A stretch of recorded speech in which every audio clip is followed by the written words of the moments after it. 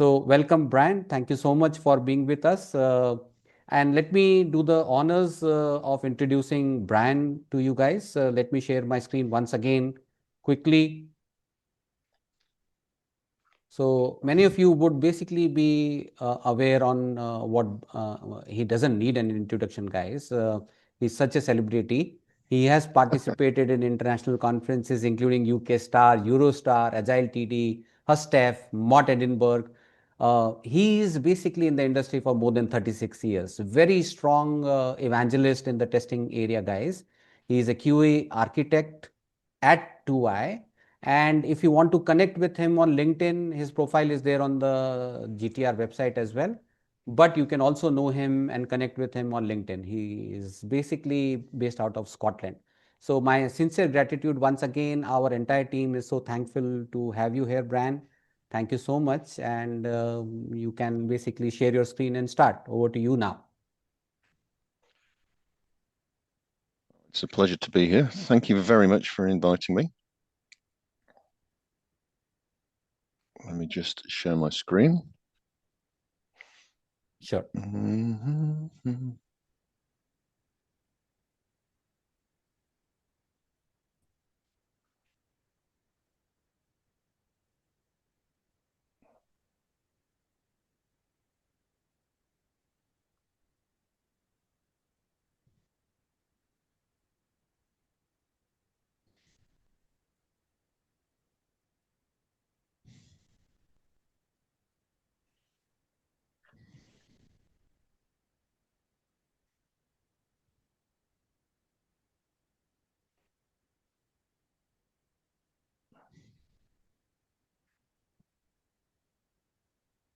Yes, we can see your screen, Bryan.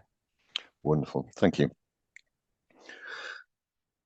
So, 4 years ago, after I presented to a forum of project managers about how useful quality engineering can be to them,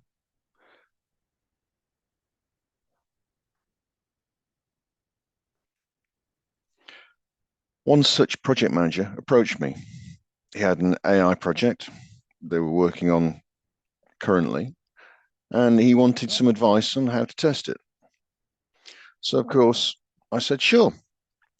What stage are you at? And he said, we're just about to put it live with our client, who is a major high street bank. You can imagine the thoughts that went through my head. They were about to put it live with a major high street bank and hadn't tested it. So I talked to his team, and they did some very hurried testing, and they survived. He was lucky because I had some background in AI, so I could help him. But I realized at that point in time, this approach of just using data scientists and developers for AI projects and not thinking about testing or quality was actually really common. So I started pulling together my AI testing toolkit. I also realized that the majority of conversations about AI and testing, and this is still true now, are around how to use AI in testing, not how to test AI-based systems. It was the elephant in the room that no one was talking about. So I started writing this presentation. 4 years later, things have moved on at a pace. I've not only had to rewrite this talk many times, but information about testing, especially testing AI systems, has now moved to a state where it's more freely available, even though it's still not that broadly talked about. So in this talk, I'm going to give you a quick run through the basic AI testing toolkit, how it fits into a bigger picture, and how it forms part of the basis for an assurance framework for AI. So get your notebooks ready. There's going to be a lot of information. Some of it, I get the suspicion that you'll probably already know. Other bits, maybe not so familiar. So how do we test AI? Well, I've got some good news and some bad news. The good news is that in terms of test levels, it looks pretty similar to what we all know and love as traditional test levels, with just a couple of less familiar ones. Also, believe it or not, AI has been around for a very long time. Various machine learning, non-deterministic, probabilistic, and expert systems have been around in the live environment for decades, for instance, in financial and trading applications. I actually did AI as part of my IT degree 40 years ago. The bad news is that we're going to have to change the way we approach testing a little and learn some new skills. For me, that's good news because I'm a permanently curious learnaholic. But there are a whole bunch of challenges specific to AI systems, which means that we're going to have to think in a slightly different way. We already know about the Oracle problem. Systems deal in probabilities and are non-deterministic, so we can't have expected results put a tick against, like we're used to. There are ways around this by defining what you definitely don't want to do and what you definitely do want to do. But that still leaves the boundaries of that certainty a little vague. The code for AI systems is not the algorithm. The data, both historic and current, is. The whole point about AI is that it's really good at sifting through massive quantities of data and finding patterns. Often that data isn't structured, making it complex. And because the data affects the behavior, the system is self-modifying. It changes its behavior as it goes along. Run the same data through twice, and you won't necessarily get exactly the same answer. The system situations we're trying to solve with them, by their nature, tend to make them complex. If they were simple, we wouldn't be using something like AI to do it for us. And we are essentially trying to mimic human abilities that are very difficult to precisely define. The problems of bias are well known in both humans and AI. And we've all heard about the problems with hallucination. I actually prefer the term confabulation, as it's more accurate. It's the term that we use in psychology for humans.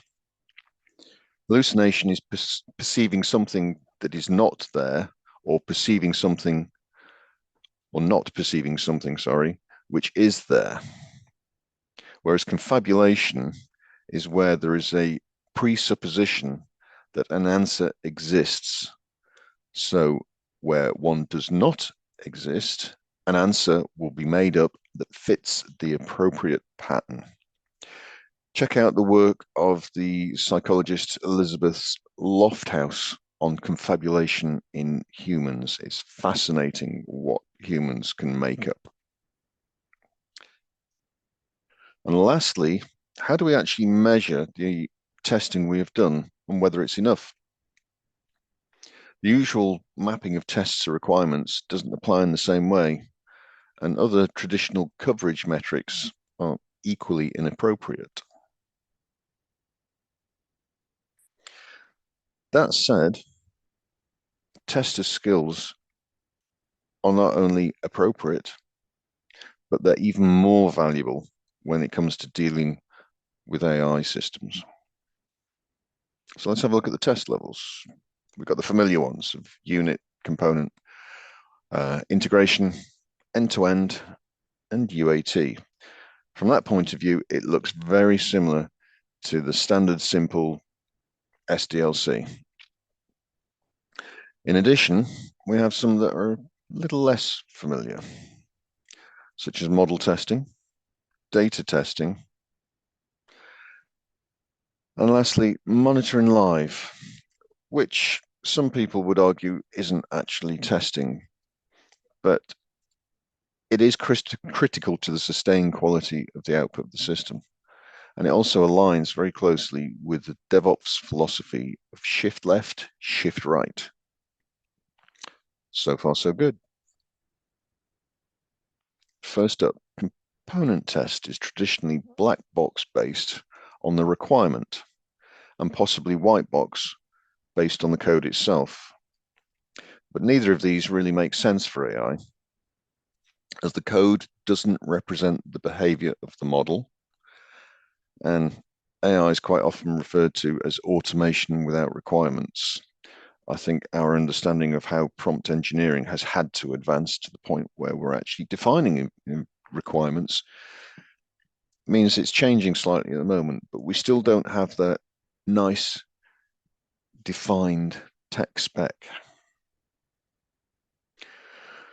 So we need to take a slightly different view. The actual AI functionality is usually a library, but they have to be fed data, these modules, these models. And it is that data pipeline that feeds it in and takes it out the other end where our focus needs to lie.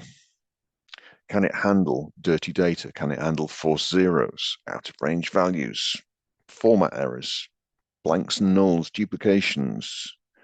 And if it transforms the data or normalizes it in any way, does it do it correctly? These are all areas of testing that I'm sure any tester is familiar with, and we can apply the test techniques which we know quite well and apply all of our well-known heuristics. This also emphasizes the importance of data quality and having clean data. And this overlaps with a less familiar test level, data test. The code is not the algorithm. The data defines the behavior.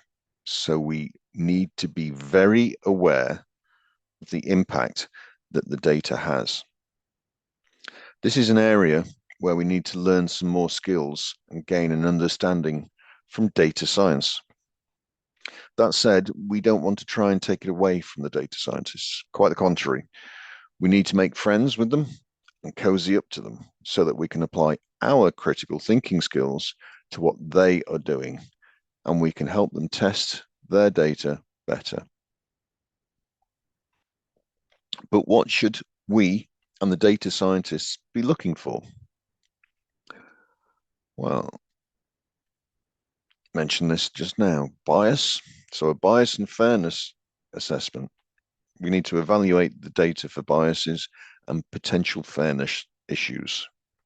Check for underrepresented groups or data that might lead to biased AI predictions.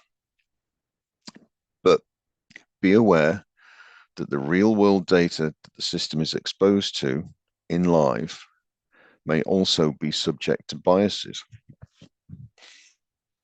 Also be aware that there are proxies for bias, for instance, occupation. Statistically, some occupations tend to be more one gender than another. For instance, nursery nurse, there are very few male nursery nurses. Likewise, address areas can be proxies for race, class, or income bracket. And in some cases, for instance, my area, even age. By moving to my house here in Scotland, I actually brought the average age down, which is difficult to believe, isn't it? All of which can be considered discriminatory if they're used for decisions. Techniques like bias audits, fairness metrics, demographic parity analysis help expose this. Tools like FairLearn and AI Fairness 360 can help us detect and mitigate this. We need to ensure that the data covers a wide range of scenarios, including edge cases and potential outliers. This diversity helps the AI system generalize better to real-world situations and makes it more robust. A simple statistical analysis of the distribution of the data should indicate some issues, especially when comparing it to real-life data. Labeling and annotation of the training data is an important part of training an AI. We need to check annotation data with correct classifications and values, ensuring that we have consistency in labeling. Also, too broad or too narrow a granularity of the definition of a classification can cause inconsistencies and inaccuracies.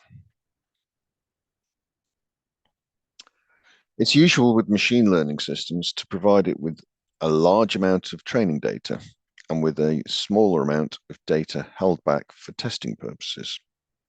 It's important to check the diversity and representativeness of both the training and testing data. And in traditional testing, we wouldn't just check for the happy path. So we need to make sure we have all the test cases within the test data that should be there, including edge cases.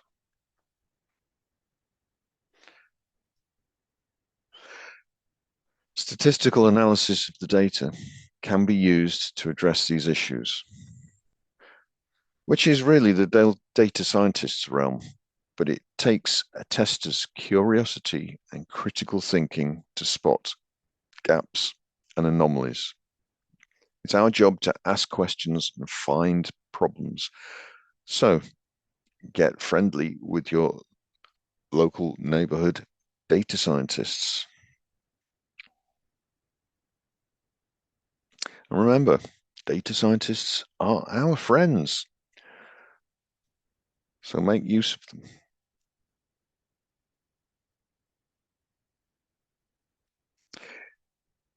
The integration level is familiar, but it does have a slight complexity. AI systems, as we know, are essentially probabilistic, meaning that they initially output a confidence factor, a probability of the answer being in a specific category. For example, 35% cat, 55% dog, or 15% blueberry muffin. And if you chain together multiple AI systems, you're actually multiplying the error factors, so making it harder to predict correctly and harder to determine where it might go wrong. It's not an insurmountable complexity, but again, it's where a tester's curiosity and questioning comes in useful. Systems thinking is also essential. An example of this chaining is facial recognition. First, it has to decide whether it's a face or not, before then working out whose face it is. And as you can see, it's not always that easy to work out whether it's a face or not, even if it's only the face of a chihuahua.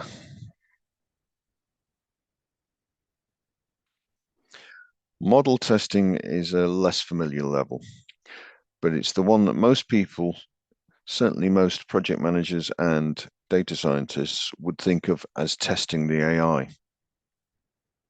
In this phase, the primary focus is on evaluating the AI model's performance, behavior, and predictive capabilities in isolation. So in isolation from all the other bits of the system that surround it. The way to do this is to do statistical analysis on the processing of large quantities of data. Typically, with machine learning systems, as I said, you would have a huge data set that would be split into something around 80% training data and 20% testing data. There are tools to help with validating the model, such as the ones available on Hugging Face. Watch out for naughty people putting viruses on there. Also, TensorFlow has tooling available, and there are other open libraries such as PyTorch and SciPy that can provide data analysis functionality. Even so, some analysis can be done simply using Excel or Power BI. The interpretation of that data and the resulting outputs can be complex. So it's a good idea to get friendly with your data scientists. They are the experts in statistical analysis, so use them. That said, the fundamental skills of a tester, the curiosity, the critical thinking, the systems thinking, and above all, those awkward questions are crucial. Data scientists are just as prone to bias as AI systems, and in fact, any other human. Here's an example of a fairly simple statistical analysis. At 2i, we have a synthetic data creation tool. And this sample is from the very early testing stages of it, way back when we were first developing it. It is the comparison of the data distribution of a couple of data fields of the synthetic data compared to the real data. You can clearly see the variations and anomalies, which allow us to then tune the model. You can also use this similar technique on your data testing, as well as on the model testing, to make sure you've got the data distribution correct. Then we come to end-to-end. Very familiar, but again, be aware of the complexity. And this end-to-end is not just the AI part, it's the whole system, which tends to include large chunks of non-AI bits. That complexity of the probabilities means that just because each of the systems involved in the overall solution have been tested and work, it doesn't mean that the final result is good. Watch out for those multiplying error factors, and always be critical of data pipelines and interfaces. And lastly, if the system is trying to behave like an expert in a certain field, then make sure you involve an expert in that field to help decide what the right answer is. UAT is very much the user acceptance testing that we all know and love. But watch out for automation bias. Automation bias is the propensity for humans to favor suggestions from an automated decision-making system and to ignore contradictory information made without automation, even if that information is correct and the decision-making system information is wrong. It's the computer says no syndrome. It's quite surprising. Most people would assume that we would listen to an expert as opposed to listen to a computer. But apparently it's not true.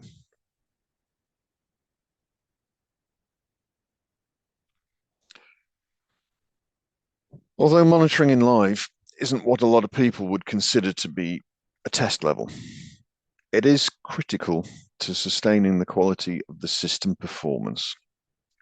Bear in mind that the performance of an AI system isn't necessarily how fast or how much data the system can handle.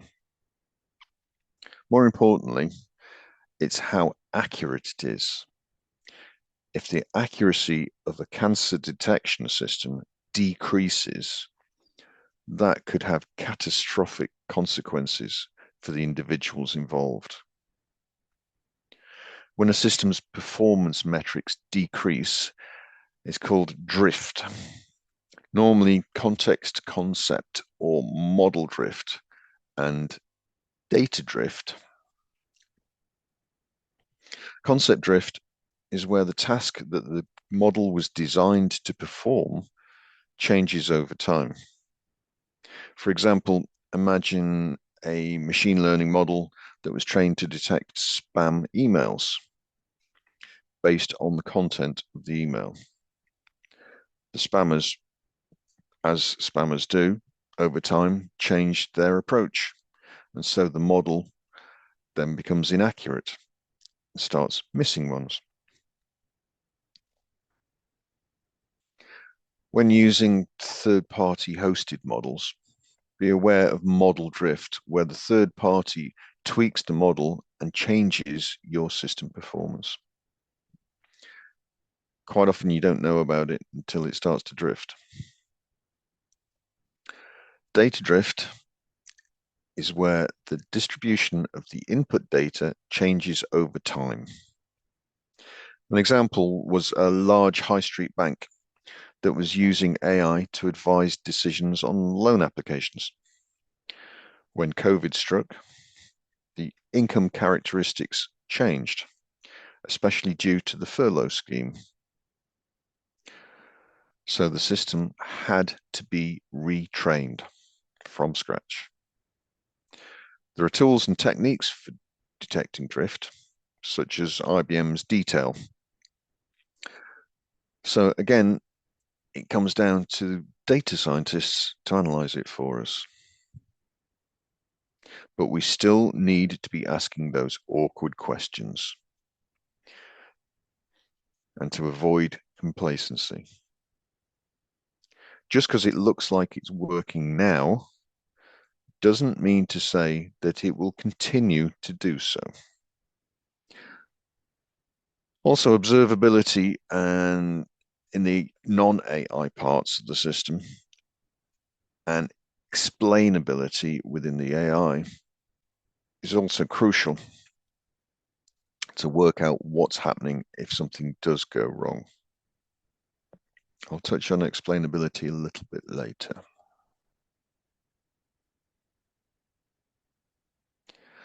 And of course, we've got all the other usual testing stuff. So accessibility, usability, and security. Security is an interesting one because since the data defines the behavior, a malevolent actor could change the behavior by manipulating the data. This is called a poisoning the well attack. A classic case of this happened in full public view and was Microsoft's chatbot, Tay. It went from humans are cool to full-on inappropriate hate speak within 16 hours of exposure to the general public. Adversarial testing is where you deliberately manipulate the data to try and manipulate the behavior to see how well the system copes. Oh. It is also important to consider the provenance of the model that you're using. Most models are based on an open source model from public repos, even if they've been developed further privately in-house. And a lot of places use pre-trained models called foundation models. Some of those foundation models have been heavily tinkered with, and in some cases actually have back doors designed in or trained into them.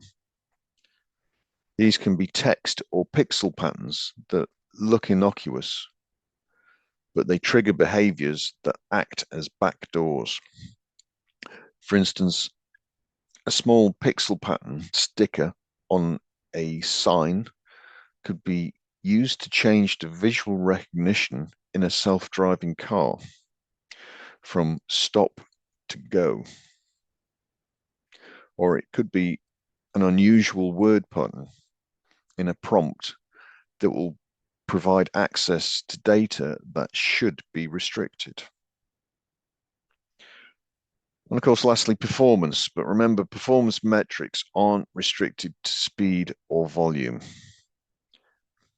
Accuracy measures how well your AI model performs on new or unseen data, and precision indicates the relevance of results to your target audience.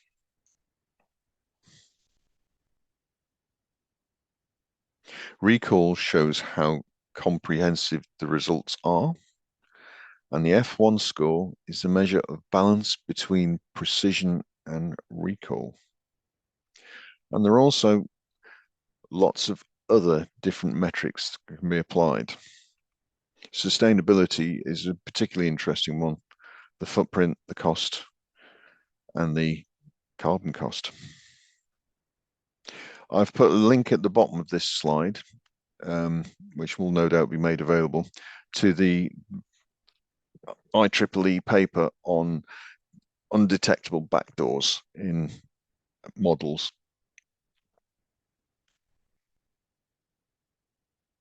So there's a few test techniques. Explainability, I mentioned that earlier. Basically, decision systems, whether they're AI or not, have to be able to explain the parameters that influenced the outcome, such as to prove the absence of bias and to prove fairness. It also gives the opportunity to change the outputs, to change the outputs. For example, loan decision system that we mentioned earlier, where a loan applicant can legally request an explanation of why they were refused a loan. There are explainability tools out there that can be embedded in systems, and quite a lot of the AI legislation now, and specifically the EU legislation, requires any AI system to be explainable. But we can use that explainability ourselves as part of the testing process to make sure that the outputs we're getting make sense from the inputs we're giving.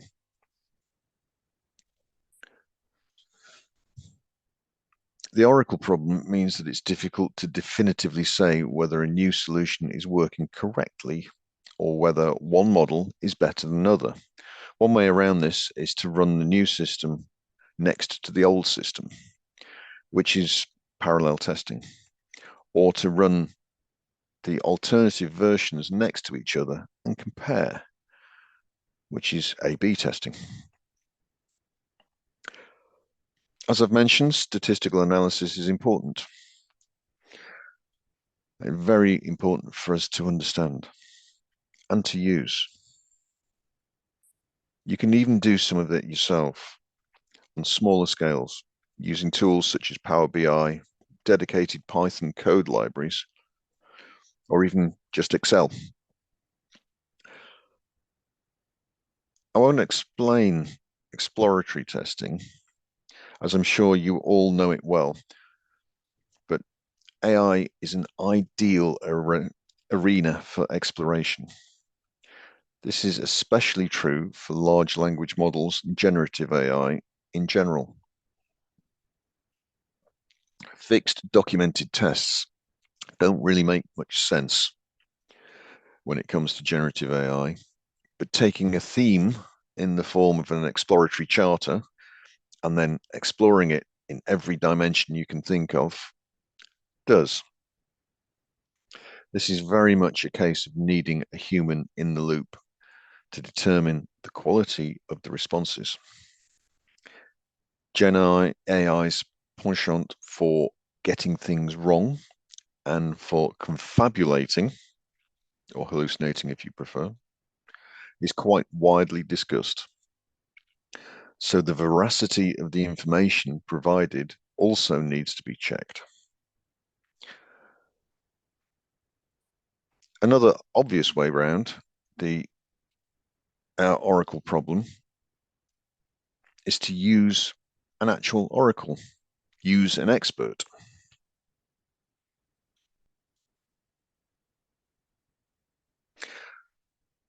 Also, it's quite difficult to see whether one model is better than another.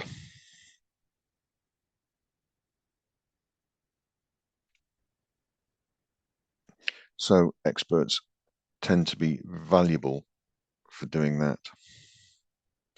And lastly, we have a testing technique that's been around for quite a while in traditional testing, pairwise or orthogonal testing.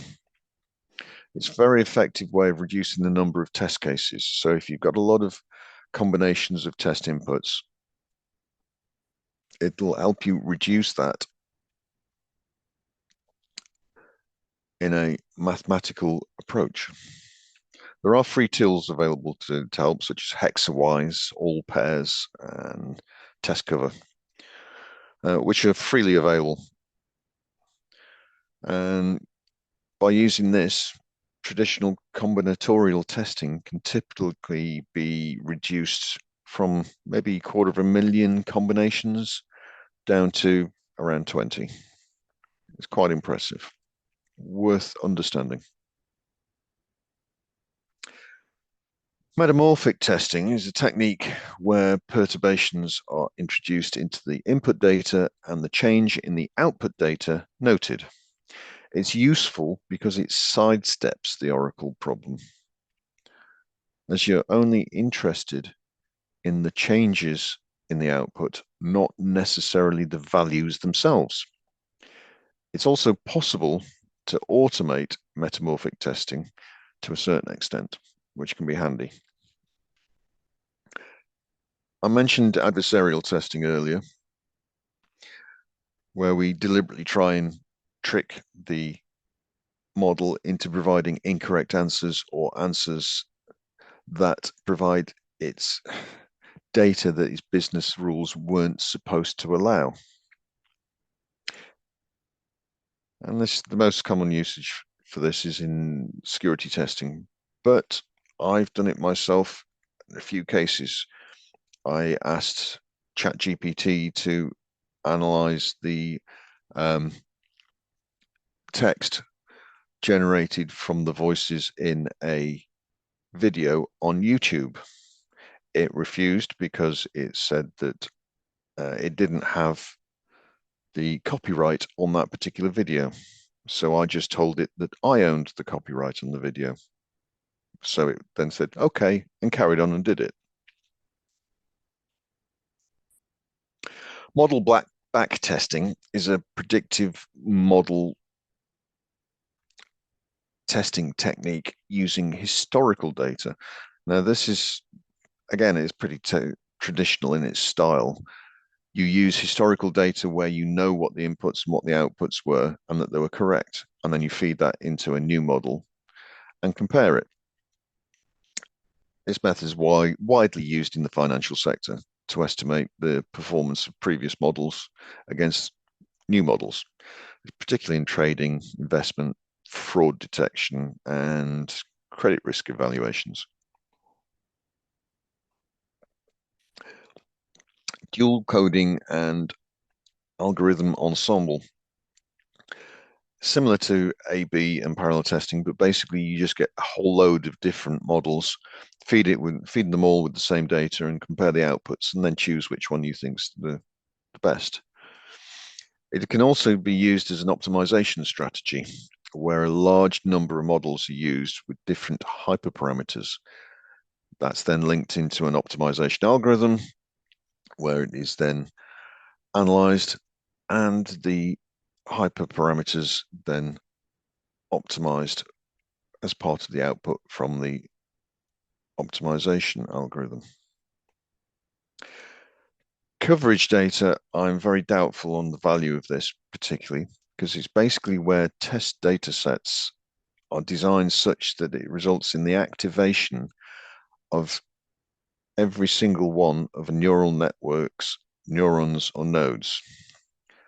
It's similar to code coverage, but don't be fooled into thinking that actually gives you test coverage. All it does is it demonstrates that all the nodes have been stimulated, not that the output is correct or that it actually adheres to any sort of requirements or useful metric. Cross-validation is a very useful technique. It uses different portions of the data to train and test predictive models iteratively and then compares it. The overall goal is to estimate how the model will perform in practice on unseen data. It's also a good way of making sure that your model is working effectively and also a good way of checking the distribution of your data. One of the most popular cross-validation techniques is called k-fold cross-validation. It's where you take your whole data set and you split it into K number of groups. You then use all of the number of groups except one to do the training, and then you use the remaining one to test. You record the output, you clear down the model, and you do it again, only with a different one of the groups to test with. And you do it until you've used all of the groups to test with and compare all the outputs. And you should be getting similar results. If you're not, it looks like the distribution of the data could be off, or potentially the model isn't working correctly. Affordances modeling is interesting because affordances are essentially the properties of an object that dictate how they will be used. For instance, a mug with a handle indicates that you should use the handle to pick it up with. When we move this into the virtual world, we are basically looking at how the system will be used by the end user, and this provides use cases for us to track back to test cases. It's certainly useful on the AI side, but I think we tend to use it without realizing that that's what we're doing. And it's certainly useful in the user experience testing. Now, talking about user experience, what we should actually be talking about is human experience testing. Remember that every system has to have a purpose within the human world. Otherwise, why would it exist? It would provide no value. Every system acts within and upon the human world. The same is true of AI. It will have an impact on the human world. It will affect the human experience. So we should always consider the human experience, not just in the UI or the UX, but also how it affects us as individuals and as a society. This sort of overlaps into the moral governance, but it's becoming very, very common to see this discussion on places such as LinkedIn. Now, Tariq King proposed that human experience testing must be part of our approach to AI. I personally would extend that further.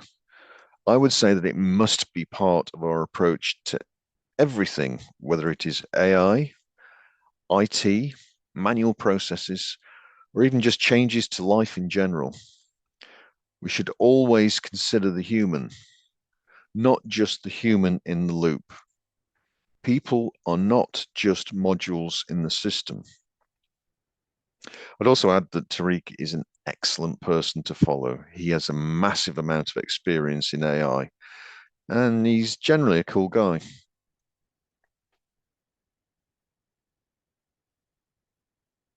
So, anyone that talks to me for any length of time will sooner or later hear me talk about the holy trinity of QA, QE, and testing. Quality engineering is building quality into the product throughout the whole life cycle. Testing is checking that the quality has been built into the product. And quality assurance is making sure that we have the right mechanisms, measures, and metrics in place to be able to build that quality into the product. I appreciate not everybody agrees with these definitions, but that's the ones that we use at 2i, and that's the ones that I personally favor because they make the most sense. So using that as the framework,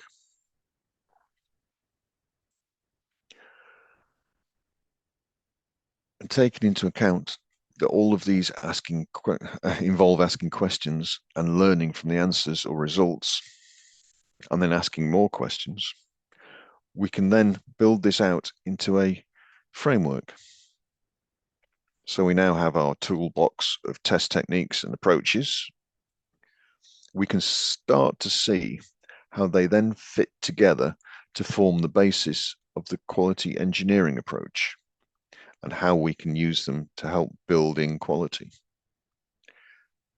But how can we use our understanding of these to quality assure an AI project? Well, that's exactly what our AI team at 2i has done for our clients' real-life AI projects, producing actionable insights into their project's quality.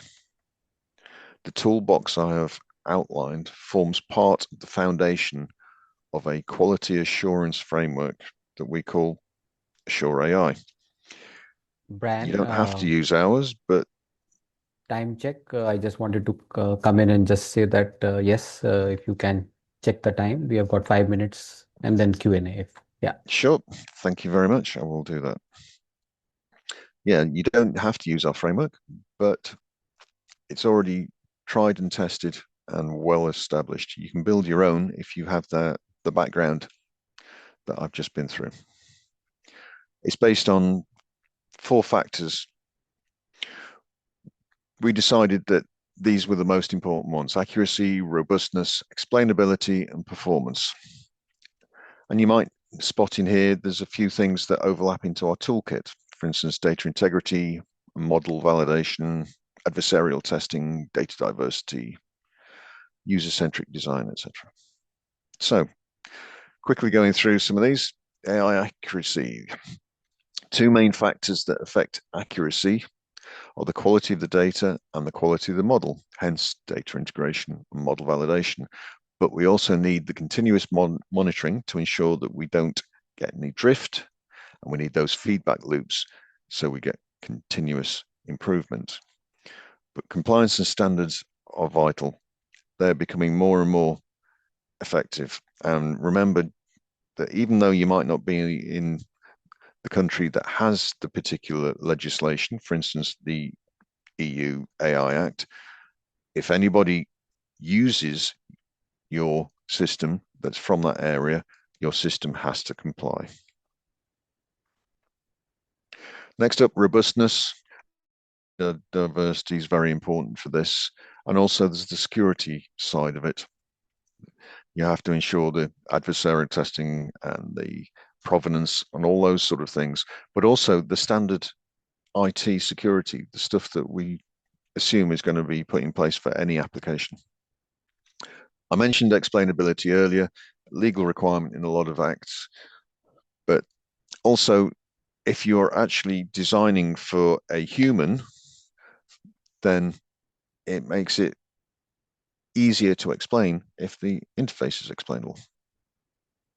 And then performance. I mentioned all the different forms of performance metrics that you can go through. Resource management being quite high on that list, as well as the standard speed, volume, etc.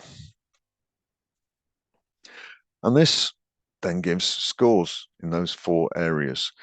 We don't like giving numbers. It makes more sense to say whether it's a bronze, silver, or gold as to how good it is, or if it's not ready for production. So this actually provides a confidence factor for the client to be able to see that their product, in terms of their AI part of it, is ready to rock. Something you do have to always ask, though, is AI the right solution for this problem?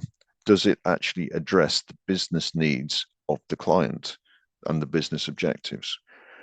Because sometimes you need to point out that actually AI is not the best way of going about it. So if you start building your testing toolbox and acquire the skills and acquire the understanding, you can start building your quality engineering framework and create your own quality assurance framework like our Assure AI. But don't forget the human experience. It's absolutely critical to remember. AI is here to stay, so we need to make sure that we stay on top of our game, because AI is evolving, and so must we. If you'd like to get in touch on LinkedIn, and there's my email as well, so you can message me.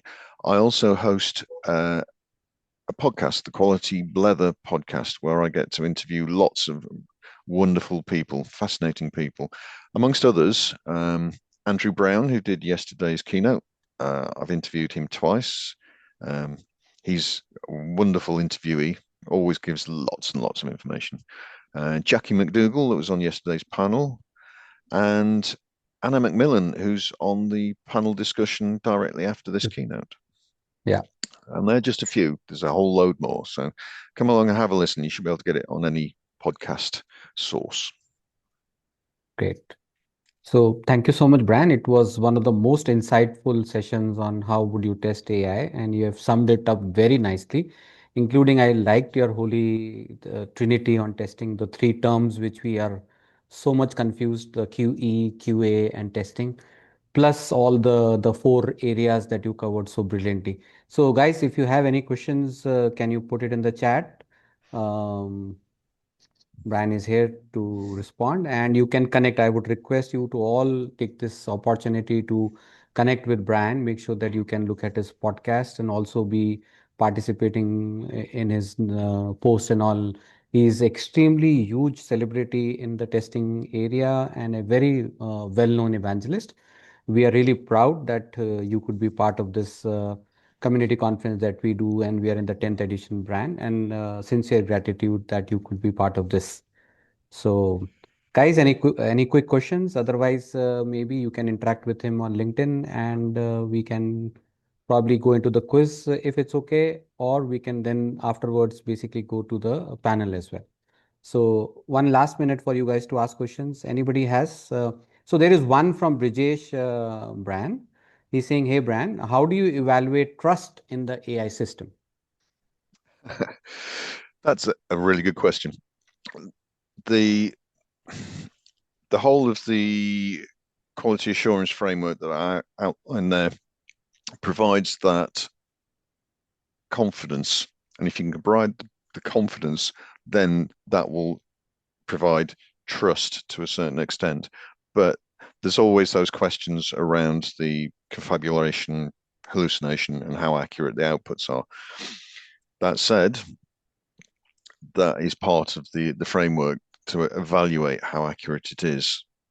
So by giving that information and by putting it in a format that can be easily understood and easily digested, because quite often it's not that easy to understand what's going on with AIs, then you can engender that trust that is needed to actually go ahead and implement these systems. Hope that makes sense. Brijesh? Yeah, I think that's okay. Thank you so much, Brian. It was really wonderful to have you with us. And since we have planned a small quiz, we would like to put it across now. Big round of applause for Brian, and many, many thanks and gratitude from all of us, Brian, to be part of this session and doing this wonderful keynote for all of us. Thank you so much. Thank you very much for inviting me. Really pleasure.